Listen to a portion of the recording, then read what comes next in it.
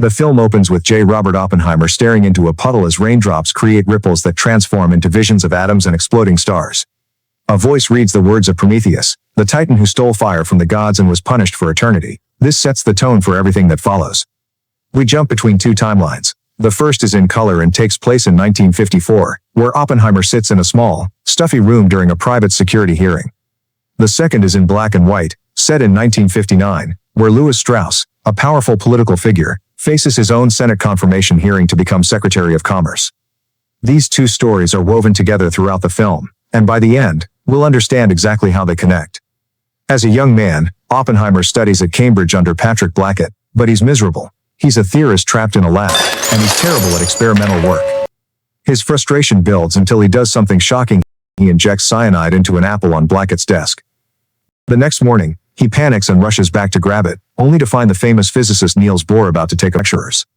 Despite this, his talent is undeniable, and he earns his doctorate before returning to the United States. Back home, Oppenheimer takes teaching positions at both Berkeley and Caltech, building a reputation as one of America's finest theoretical physicists. During the 1930s, Oppenheimer becomes politically active. He attends Communist Party meetings, donates money to leftist causes, and surrounds himself with people tied to the Communist Party. His brother Frank is an actual member. Robert himself claims he never officially joined, but the associations run deep. He begins a passionate and turbulent affair with Jean Tatlock, a psychiatrist and committed communist. Their relationship is intense but unstable because Jean suffers from severe depression. Even after they break up, Oppenheimer can never fully let her go.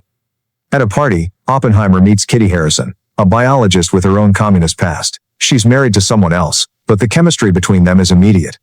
She gets pregnant, divorces her husband, and marries Oppenheimer. Kitty is tough, sharp, and drinks heavily, but she's fiercely loyal to Robert.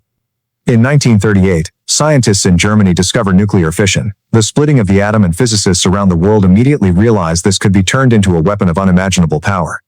When World War II breaks out, the fear that Nazi Germany might build an atomic bomb first becomes terrifyingly real.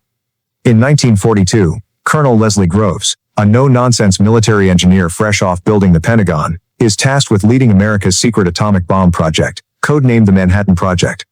He needs a scientific director and, after interviewing several candidates, chooses Oppenheimer. This surprises everyone because Oppenheimer has no Nobel Prize, has never led a major project, and has a file full of communist associations that make him a security risk. But Groves sees something the others don't. Oppenheimer has the charisma to unite the world's greatest minds and the vision to get the job done. Oppenheimer desert of Los Alamos, New Mexico. From scratch, they construct a secret city on a mesa, complete with housing, schools, and laboratories, all surrounded by military fences. Scientists and their families are brought in from across the country under strict secrecy. No one can tell their families what they're working on. Mail is censored. Phone calls are monitored. The address is simply P.O. Box 1663. Oppenheimer begins recruiting the best minds in physics. He gets Enrico Fermi, Hans Bethe, Richard Feynman, and dozens of others. However, one scientist causes problems from the start: Edward Teller. Teller isn't interested in building a fission bomb. He's obsessed with something far more powerful, a hydrogen bomb, which uses fusion instead of fission. Oppenheimer has to constantly manage Teller's ego while keeping the project focused. Early on, Oppenheimer's team runs into a terrifying calculation. Edward Teller suggests that detonating an atomic bomb could ignite the atmosphere and destroy all life on Earth. The room goes silent. Oppenheimer takes this to Albert Einstein bomb, so they need to use plutonium. The problem is that plutonium can't use the gun design; it requires implosion, meaning they need to create a perfectly symmetrical explosion that compresses the plutonium core inward. This is extraordinarily difficult, and for months it seems impossible. Seth Nettermeyer brings in the explosives expert George Kistiakowsky to solve the problem. Meanwhile, Oppenheimer's personal life crash and security agent Pierre De Silva keep close tabs on him. When Oppenheimer visits Jean Tatlock in San Francisco, government agents follow him and watch from outside her apartment. Jean is struggling deeply, and this is one of their final meetings. Not long after, Jean is found dead in her bathtub. It's ruled a suicide, but it devastates Oppenheimer. Back in the security hearing of 1954, we learn that the man prosecuting Oppenheimer is Roger Robb, a sharp and ruthless attorney. He's been given access to Oppenheimer's entire FBI file, including transcripts of wiretapped phone calls and surveillance reports. But Oppenheimer's own lawyers aren't allowed to see these classified documents, putting them at a massive disadvantage. The hearing is technically not a trial, but it functions like one, and the deck is stacked against Oppenheimer. Back at Los Alamos, the Manhattan Project reaches its climax. By the summer of 1945, Germany has already surrendered, removing the original justification for the bomb. Some scientists, including Leo Szilard, petitioned to demonstrate the bomb for Japan instead of dropping it on the city. But a committee led by Oppenheimer ultimately recommends using it on a military target without warning to maximize its psychological impact and end the war quickly. On the 16th of July 1945, the team prepares for the Trinity Test, the first detonation of a nuclear weapon.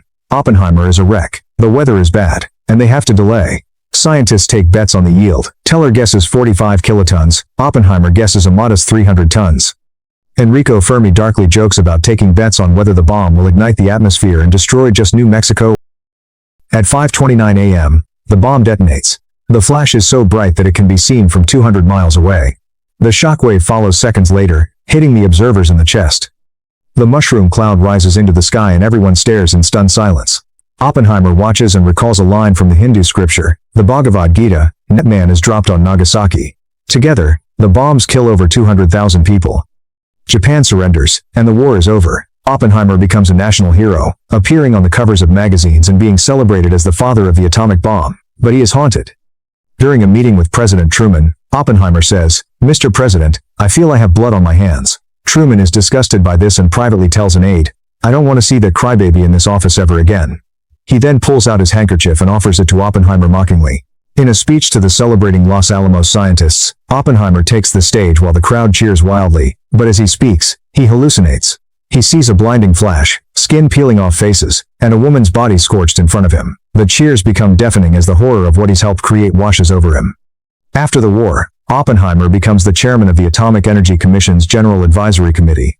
In this role, he advises the government on nuclear policy. When the Soviet Union detonates their own atomic bomb in 1949, Edward Teller and Lewis Strauss push hard for the development of the hydrogen bomb, a weapon 1,000 times more powerful. Oppenheimer opposes it on both will only escalate the arms race. This opposition makes Oppenheimer powerful enemies. Lewis Strauss, the chairman of the Atomic Energy Commission, develops a deep personal grudge against Oppenheimer. Part of it is political. Strauss supports the hydrogen bomb, but part of it is petty. During a congressional hearing years earlier, Oppenheimer publicly humiliated Strauss with a dismissive quip about the export of isotopes, making the room laugh. Strauss never forgave him. Teller hesitates. He says he doesn't question Oppenheimer's loyalty, but he adds that he would feel more secure if public matters were in other hands. This carefully worded statement is devastating. It gives the board the cover they need. The panel votes 2-1 to revoke Oppenheimer's peers. When he tries to shake hands with other physicists at Los Alamos, they refuse. In the film's final scene, we finally see the full conversation between Oppenheimer and Einstein by the pond, the one that Strauss obsessed over for years. Einstein wasn't ignoring Strauss when he walked away. He wasn't even thinking about Strauss. Oppenheimer had told Einstein about the early calculation, the possibility that the bomb could start a chain reaction that would destroy the entire world. Einstein asked if the calculation proved it wouldn't happen. Oppenheimer looked at him and said, "I believe we did." But then he stared out at the water and added the haunting final line when he looks around at the world now, at the arms race, at the hundreds of warheads pointed at every city on Earth. He thinks maybe they did start a chain reaction that will destroy the entire world. Einstein, make sure to subscribe and turn on notifications so you can watch more videos like this. Thanks for watching.